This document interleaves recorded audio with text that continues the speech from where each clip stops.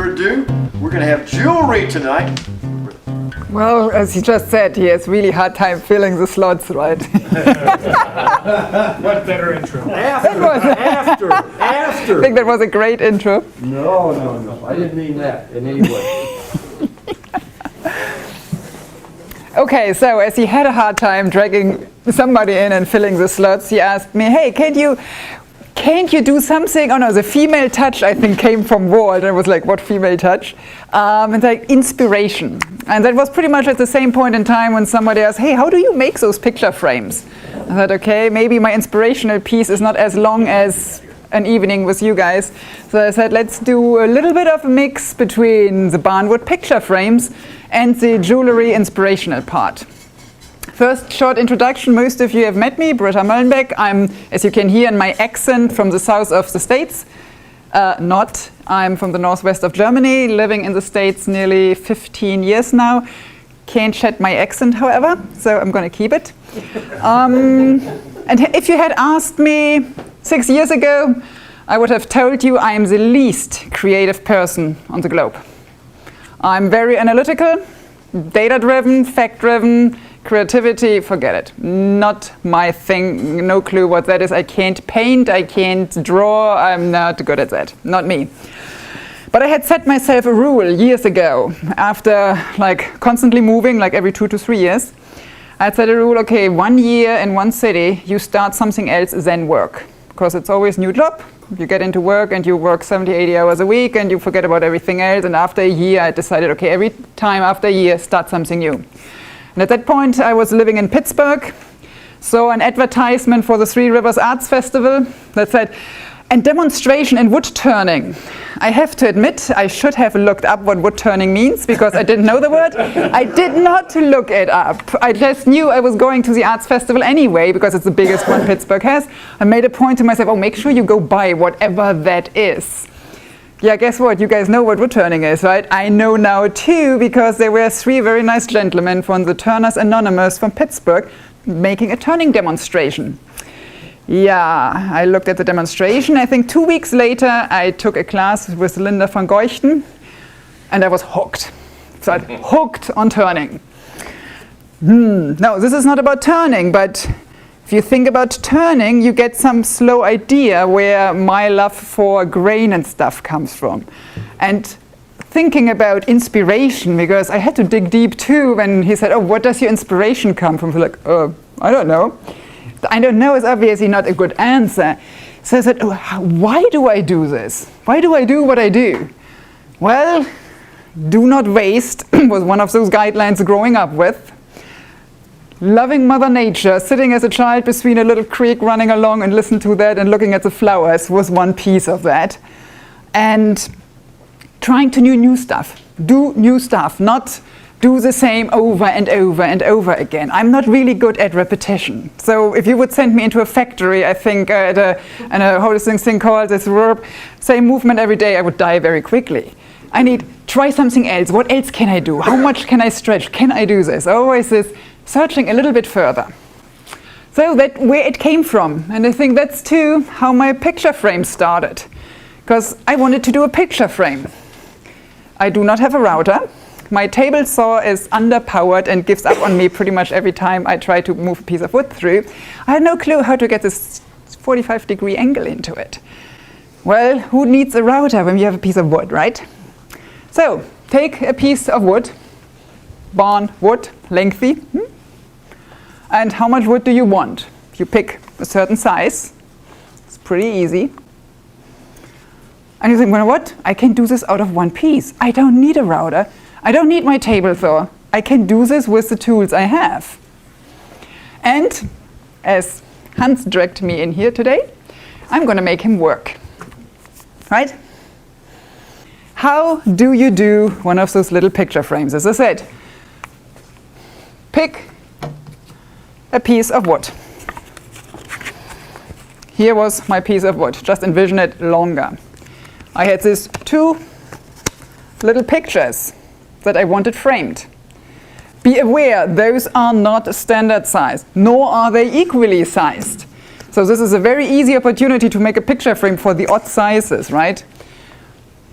I'm coming over to you again. Odd sizes, find a picture frame for that in a store somewhere. It's an odd size. So, cut my piece of wood on the bend saw, because that's the one saw that works very well in my shop. Now, you need to kind of get into that thing.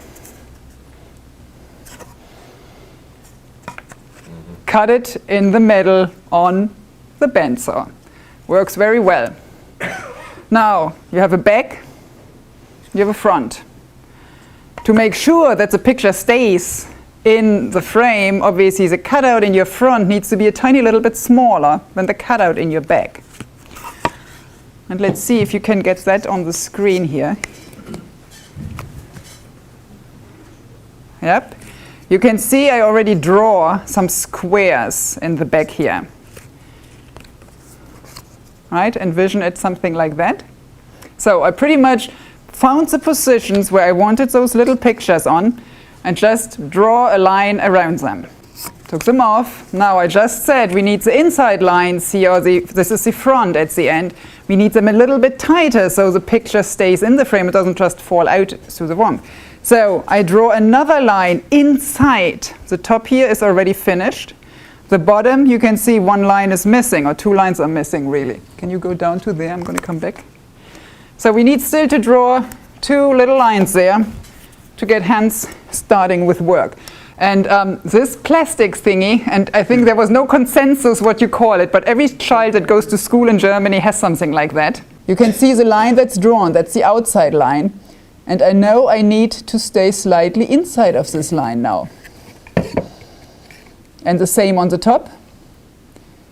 And I know exactly the distance of the bar that I need here, that's why I can do it pretty quickly. And you can see too, I already drilled holes, because I didn't want to use the drill press here. That means now we just hand it over to the master scroller here. Say, cut me the insides. Do not cut me the outside, because then the picture falls through it. Meanwhile, we're just going to keep going. What do you really need? A bend saw, extremely helpful. The scroll saw, all of you have.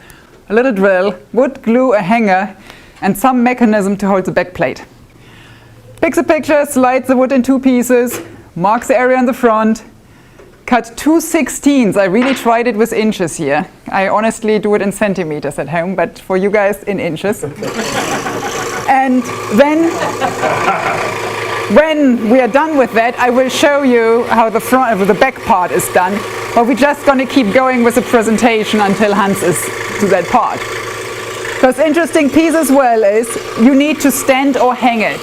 For this one today, we're just going to hang it. So this little metal's clasp and you hang it that you would use for any kind of picture frame. But in general, if you want to stand it, you need somewhat of a 75-degree angle on the bottom. Respectively, you're trying to come somewhat to a 90-degree angle, if you 45-degree angle if you draw this line.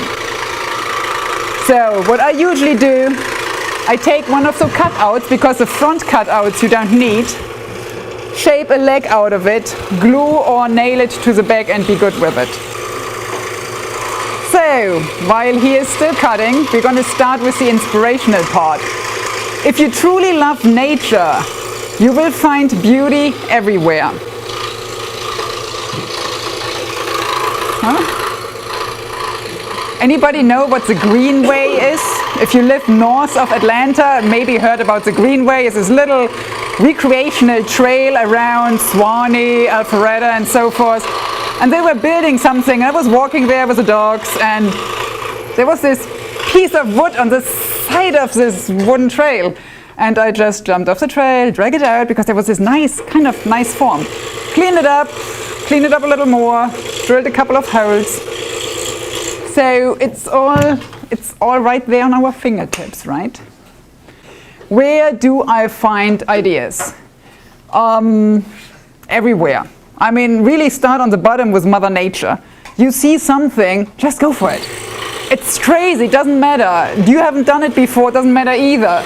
It's just try it out. What's the worst what could have happened with this piece of wood? I would have thrown it in the fire pot afterwards. Well, didn't do that. Google, Etsy, Uncommon Goods, Dot and Bow, and we are going to go through all of those. You might ever have heard about silhouette cuts. or Scherenschnitte, which is a German word. And funny enough, if you Google the German word, there's a lot more things coming up than if you Google silhouette cuts. Maybe it's a little bit of an old world thing. But if you look at these things, Scherenschnitte by nature would not create any floaters. So if somebody wants to do it and is looking for pattern, a Scherenschnitt per se doesn't have floaters because the idea with the paper is the same. Pick this one. It's one of the Grimm's histories. You can just cut it as it is because it will hold together. There is no floater on a Scherenschnitt.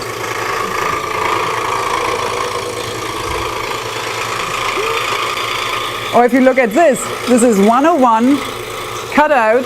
Somebody completely forgot to finish it and put the backer on before the finish, so it's never going to be finished, I guess. But you can just pull it out of the internet, print it out, and you have your pattern. So not necessarily creative, but you find a lot of things that nobody else might have done in wood before you. That sounds like he's through. Then let's jump quickly back to what we're going to do with a picture frame. Thank you very much. Nice. So, back plate, front plate, right? Now we have to find the right sides together. And you will notice, I mean, as this was cut on the bandsaw, you really, if you glue it back together, you're not going to see much that this was cut in the middle. It looks, with some of them you can see easier. Others look like, wow, this is just one piece for the people that are not used to look at it. So now we need a way to get the pattern, the picture in there without having it, I could glue it in now, but it would be kind of permanent. And I'm not that permanent kind of person. I want to change. So trying to align as good as we can. I would say that's good enough. Can you see me here? So hold it down and pretty simple, just mark the inside so you have a line on the back wood.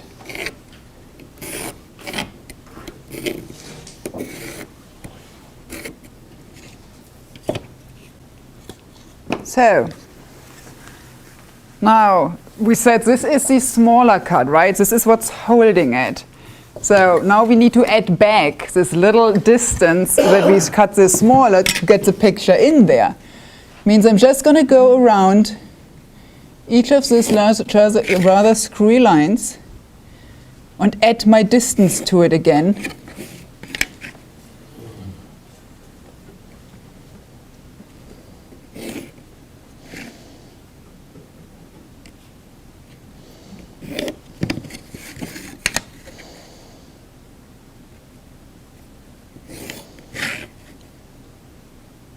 See, I can't even draw lines and talk at the same time. So,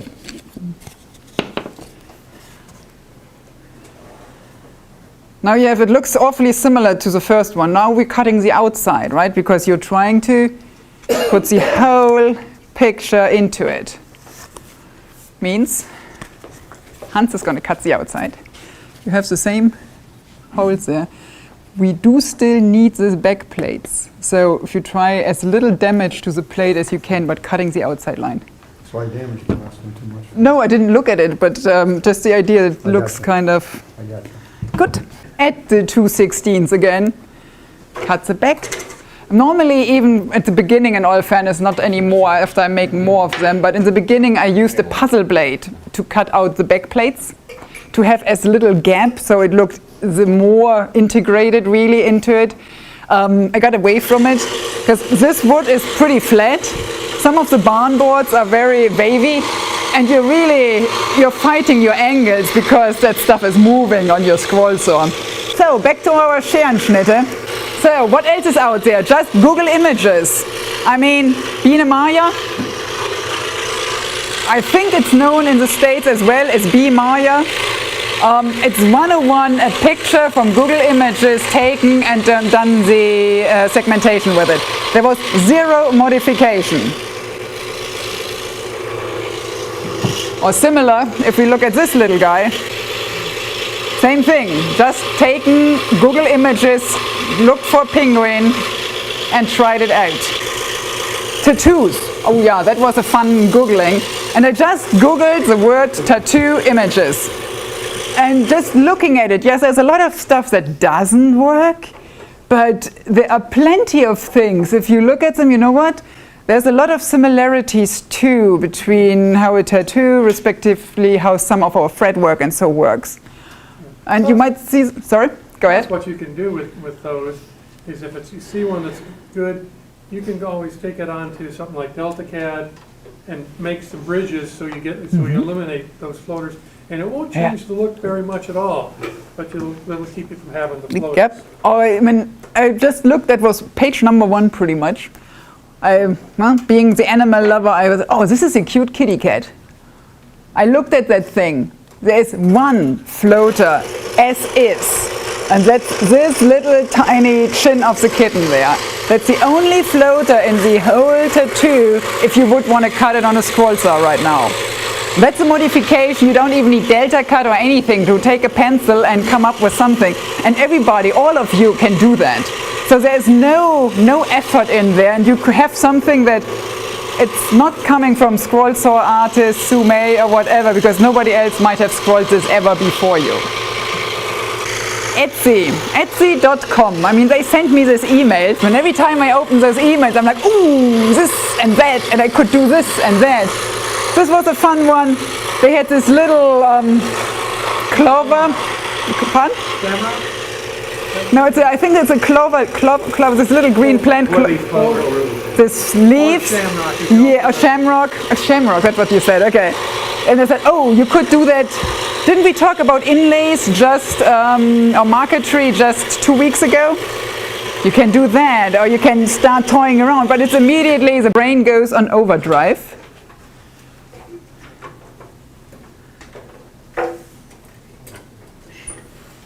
That's why I need glue. Yeah, that isn't the first time. That's okay.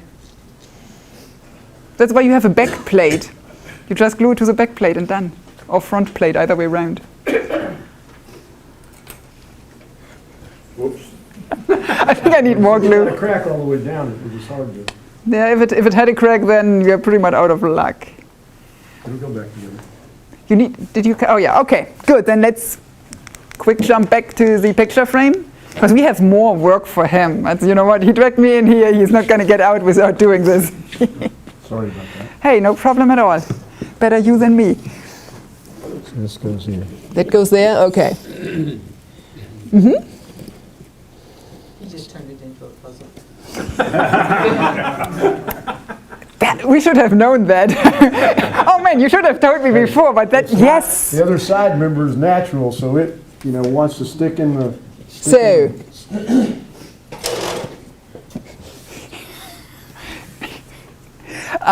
the following direction thing didn't work so.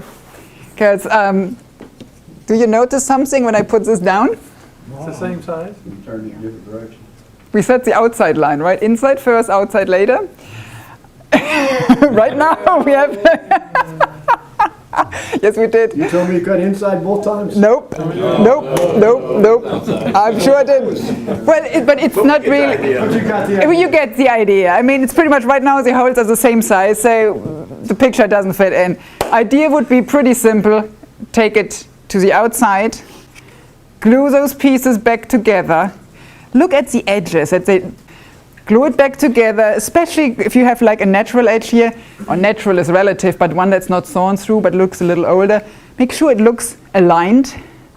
Glue it back together, and you have the fixed frame. So you have your picture in there. The only additional thing then that I do is you have to hold your back plate somehow in there, right? If not, the picture will fall out of it. You don't want it to fall out of it. There are multiple ways of doing this.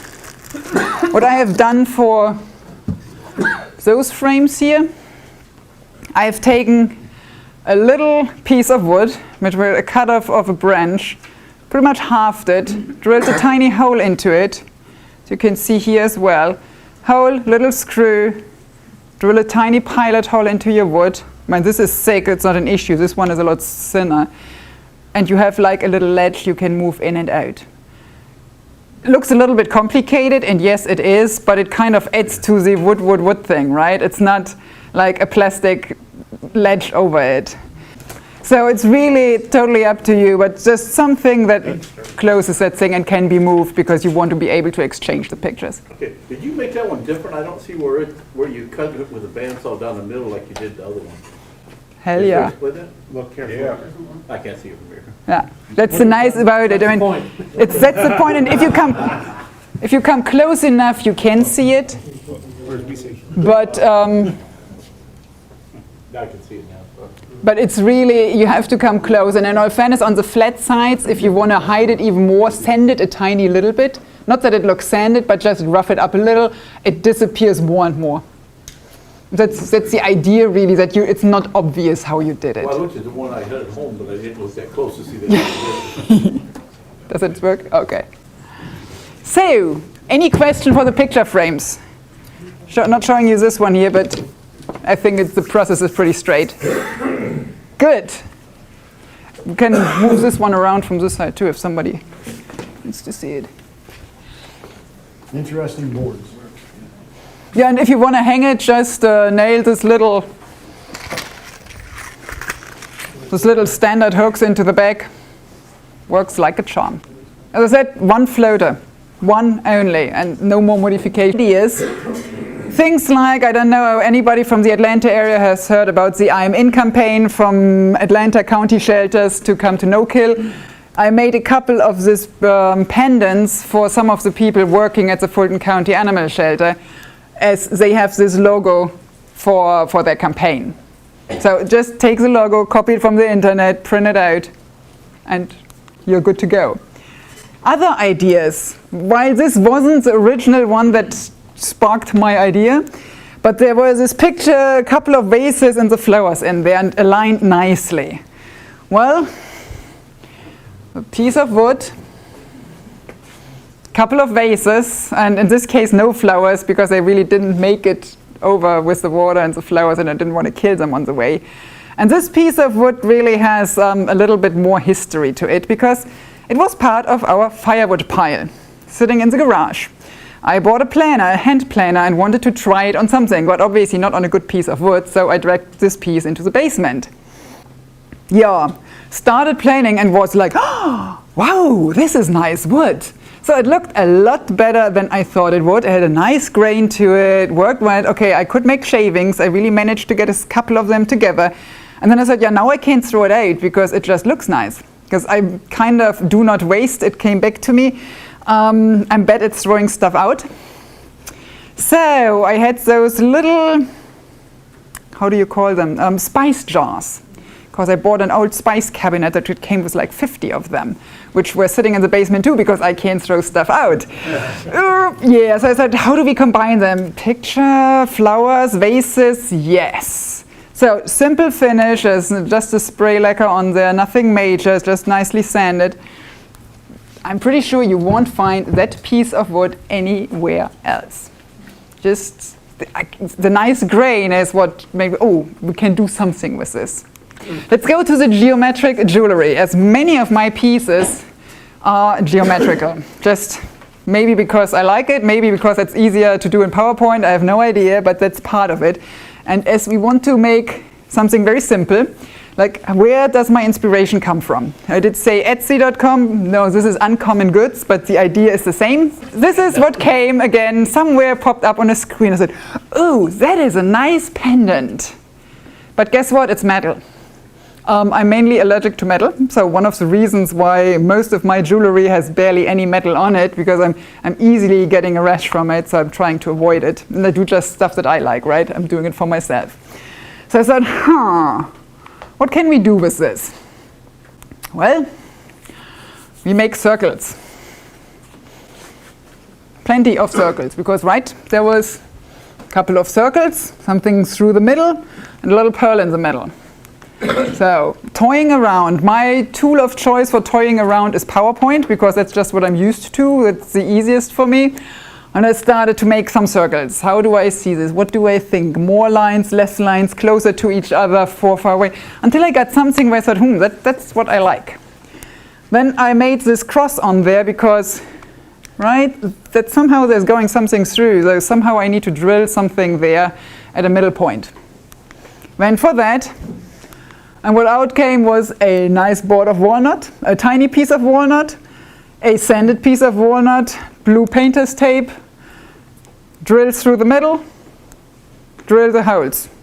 So the idea here is, I want the red rings as a final result. Cut out the white, give me the red. Right? I want the red. Cut out the white. And the way I would do it, I would start in the middle because this is nice and stable, and work my way from the middle ring to the outside ring, the same way I would do any kind of thread work, because for the stability and the holding onto it. And Hans is going to do the cutting, which anybody ever heard this? Lines are suggestions?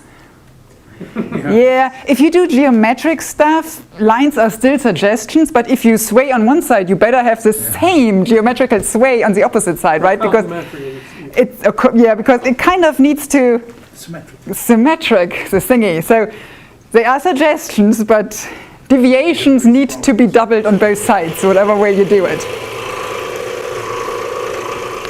And in general, no, I do not use the highest speed setting for the tiny stuff. Yes, if I have nice long lines in the picture frames, it's 8 and go Gewalt, but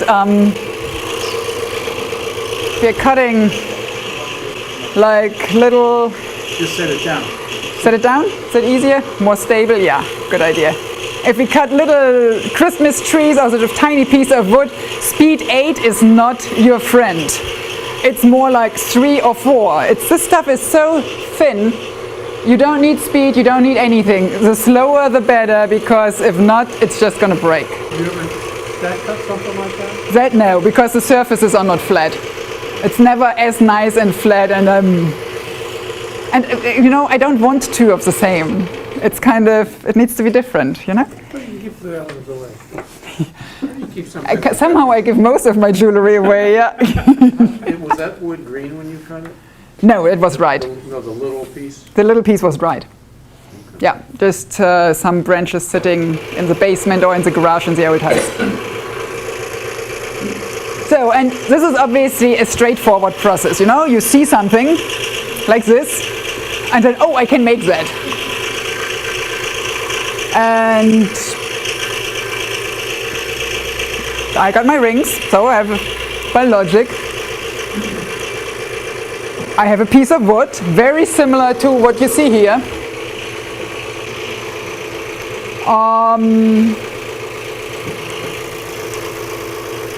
And that was the result. Oops! Straightforward went down to the docks when we tried that one. Remember, I tried circles, that was the idea. Went into the basement, and that did not turn out, because that was a piece of wood I wanted to cut. But I had the piece of wood in my head that I can't cut that. I just can't make it into tiny pieces and destroy what I have here, which is the same what we have laying there. And if you are looking closely, you might recognize the grain from somewhere. So that piece of firewood really ended up in a piece of jewelry, the stand for the flowers, and some leftover pieces which I still don't know what to do with it, but it's not going to get thrown out for sure. So that process wasn't straightforward at all. So I went back to the drawing board and went back to, what can I do with those circles? Because the first one, somehow, obviously the approach didn't work. Well, with multiple different ways, that was result number 2. Worked out, I have to admit, not my most favorite piece at all, but at least it looked a little bit more in the idea of circles than the first one we did. Then this came around too. One of those many advertisement emails, a pendant with a triangle, and I said, that's kind of the shape. Started to figure out what could that be, how can we get that into a shape. And you can see it's about having the dot below, having the round one above the triangle, below the triangle, bigger, smaller, all kind of ways. It ended up to be this one. And same logic, got my circles, got my drilling. It's nothing specific or nothing special on the scroll sawing. Besides, don't do it on speed 8, it's not gonna work.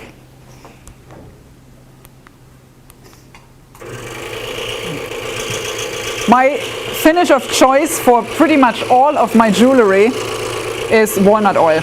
I guess most people know this stuff. Walnut oil, Mahoney's walnut oil. It's natural, it's non-toxic, so if you drink it, you're not going to die from it either. Therefore, most likely nobody's allergic to it. It wears nicely. I'm not a fan of any shiny lacquer stuff. It's not my style, not my thing. And it makes the wood feel very nice too. It gives us a little bit of this, with this very soft feel to it if you sand it. So it's really wet sanded with the walnut oil, usually like 400 or 600 grit.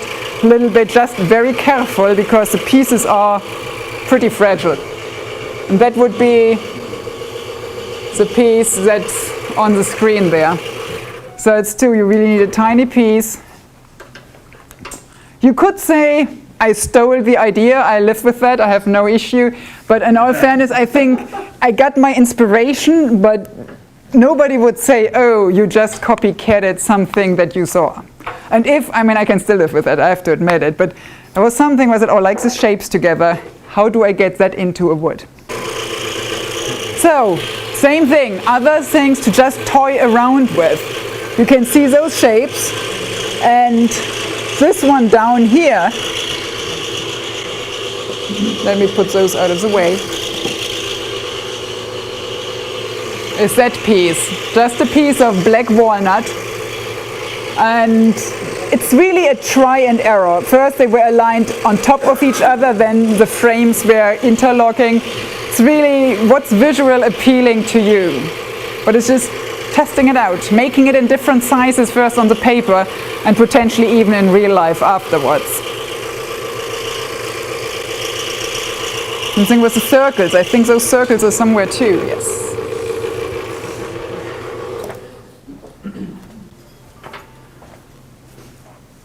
Mickey Mouse. Mickey Mouse? Yeah, well, with kind of unregular ears, but yeah, you could say, that one I wouldn't have seen, but okay, I take Mickey Mouse. But think more about those circles here, but not even the same version, because here they would have the round cutout.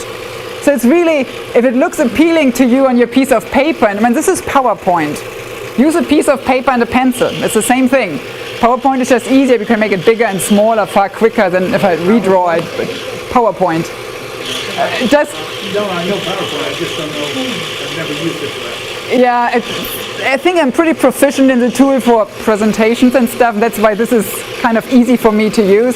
I'm trying to learn DeltaCAD now, and I tried without a mouse in the beginning. It drove me nuts.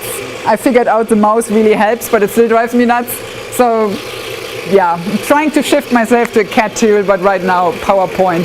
Visio is another thing. Visio, yeah, but Visio is expensive, and my PowerPoint is on my computer, so that's kind of.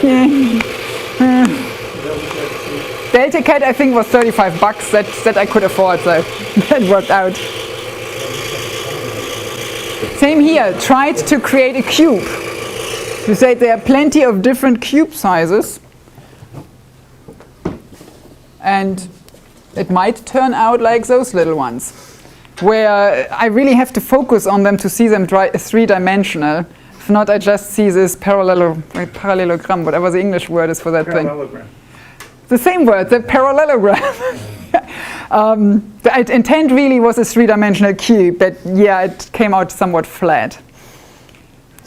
I know I have made those. They're not here, they're gone somewhere. Most likely gave them away. I have made this. I have made something very similar to those.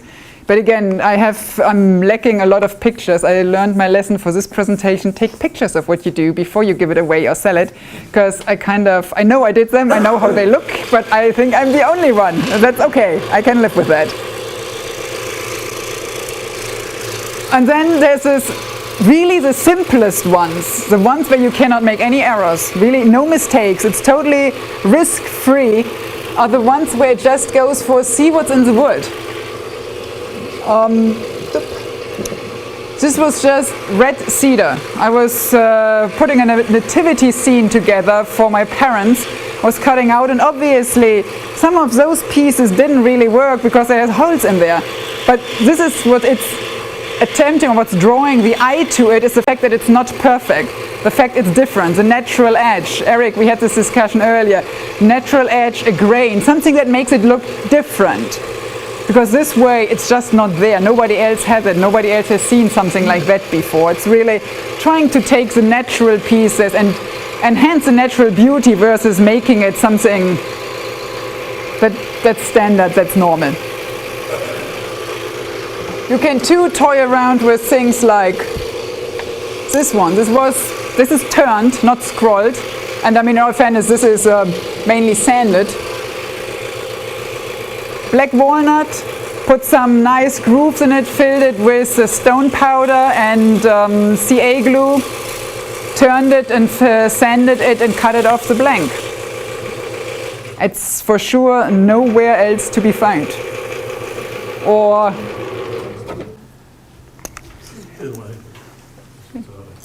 yeah, super glue. This yeah, see, I cannot really fully pronounce it again. Or something like that, which inspiration in this case was definitely Mother Nature, not to say the stars, because, as I said, from the south, right? Now, if I look to the stars here, kind of many things are kind of upside down and in the wrong way to what I grew up with. And somehow I wanted to create something for my sister and myself. My sister is still in Germany. And we said, you know what, while my stars here look different than yours, upside down, they're the same at the end. So this is, again, a little piece of backyard yew cut down in our Pittsburgh garden when we were living there. Dried, so it was dry when I used it. And it was turned, drilled a couple of holes in there with the, I think you call it Big Dipper. Just having the shape, and yes, I got the shape of the internet because didn't dare to know where each single star really sits. A couple bigger, a couple smaller stars, filled it with the stone powder, CA glue again, turned it flat, sanded it, and cut it off. And there are two of those. I mean, they're obviously not identical, but very close to each other, the way they look, and the other one is with my sister. So it's just inspiration, really looking up to the stars, nothing else. Because it's the same, doesn't matter where you are. They look upside down, but they're the same. Now imagine how that would look if you were in Australia. It looks even... Oh, you wouldn't see it? You can't see it? Yeah, you cannot see them. Woohoo! Oh, you have a bunch of rings. Hey, we can make more with those. Thank you very much. Now, Hans was significantly successful here. Just... You need one more, I think. I need one more. We just move the stuff to the side. The pattern would be a lot easier if it was instead of probably 3/8 of an inch line. It would have been easier if it was thin lines versus that thick red line is hard. Yeah. It's very hard to cut. It's very hard to cut on the edge of a big one. Yeah, I agree with you. Next time, different. So, You got them all? yep, I think so. Yep, I'm pretty sure I got them on. So, from here on, pretty easy, right?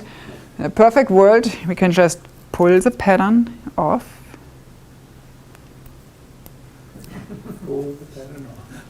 Yes, the blue tape usually works pretty well, even so I've put it on there a week or two ago, but that's, and I choose wood that's really, it's thicker than many that I use, but I wasn't sure how well this would work, so I took the safe way. One at least meant holes through, so we can drill we can put a piece of string through it. Now, normally I would say some hand sanding. You're not going to bore you with hand sanding. And as said before, walnut oil and a little bit more sanding.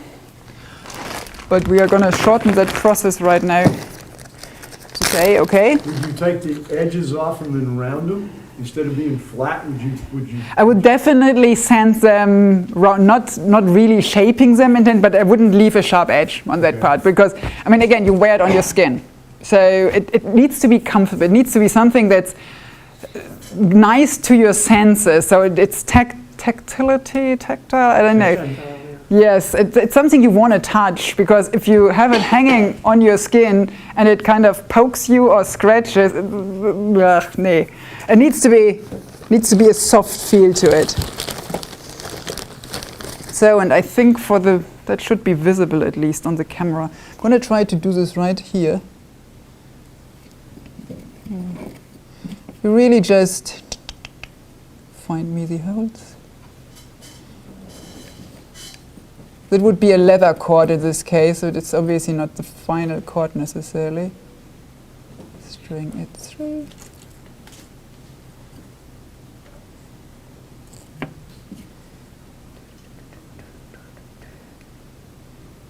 That was not the one that went through.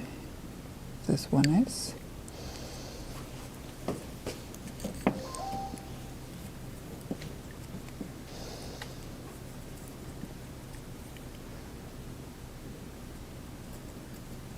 Where do you buy your cords at? Most of the time on the internet. It's a web page called Fire Mountain Gems. And they are compared to going to a Michael's or so, they're really cheap, and they have an endless program what they have. Normally I would have cleaned the holes out too. There wouldn't have been any sawdust in there anymore at this point in time. So yeah, and just a little metal rod or a little file, like what is diamond pointed files, the very thin ones, just for the cleanup. Oh, you did yours faster. You're fast. Well, I had a saw blade. And I didn't take off my wood, but what I'm just saying. So we got 2 out of this one if you think about it. Yep. I mean, if I took off the tape and whatever. So, and to make it somewhat stable, because obviously they had a metal rod in there, or metal rod is the wrong word, but something stable, Wire. a saw blade, a wire, that's the word. What I would do, leathered so it doesn't swing, I really would just do knots on both sides. They would obviously trying to do a very tight knot. I mean, again, this is not the final version, but that pretty much would be your final, let's put it on the plate table, after sanding. So if we go, where's Peter? Here's Peter.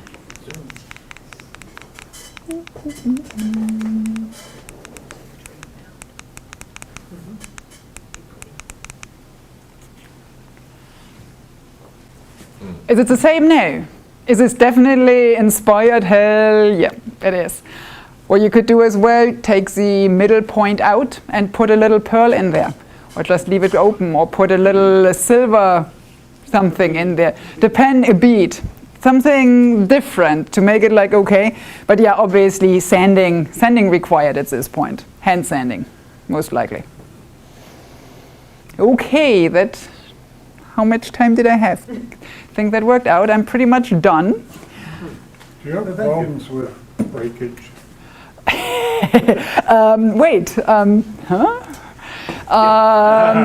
Well, they like going to the picture frames. I mean, many times you can see they have cracks. Where the good thing is, as long as it's just the front or the back plate cracked, you just glue it to the other side and you're good with it. You have no issue with that.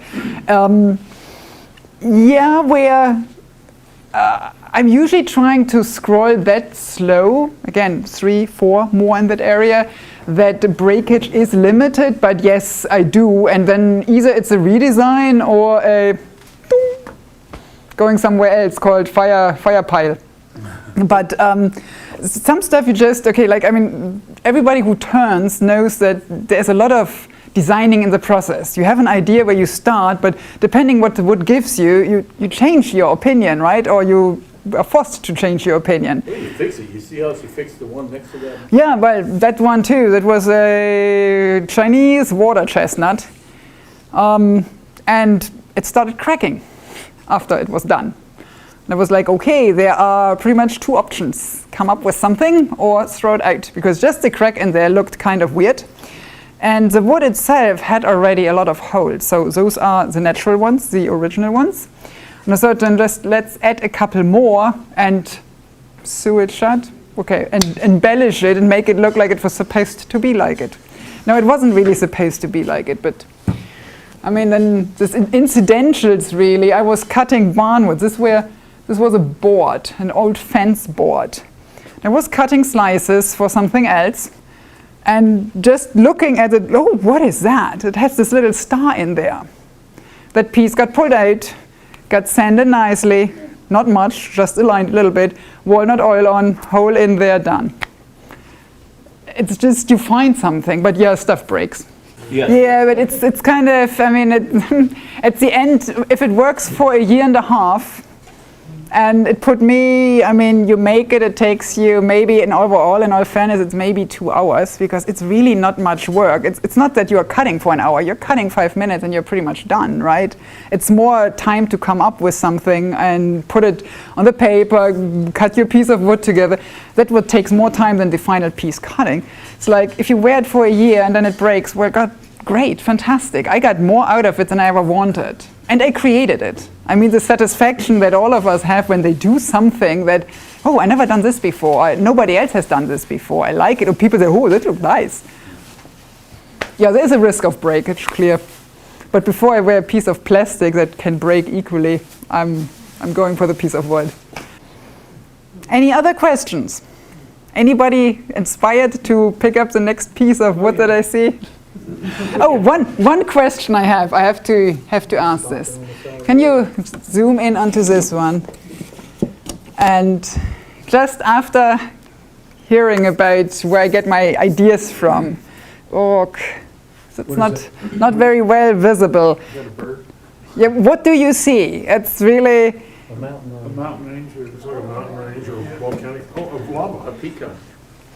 where do you see the peacock? The head coming off, Look at the peacock. feather coming off the top. Now I see a peacock too. Yeah, I had the volcano, the lava, the mountain, and the lake in front. And this, I mean, that's where my mind again goes ballistic on me. It's rotating there since I bought this piece of wood. I don't know what to do with it, but I can't cut into it. Exactly. But this is the kind of things that gets me going and thinking what to do with it, because there's no second piece like that out there. And I'm like, oh, that's the lava coming down on me. Yep. Any other questions? Nothing. Thanks for coming. Appreciate it.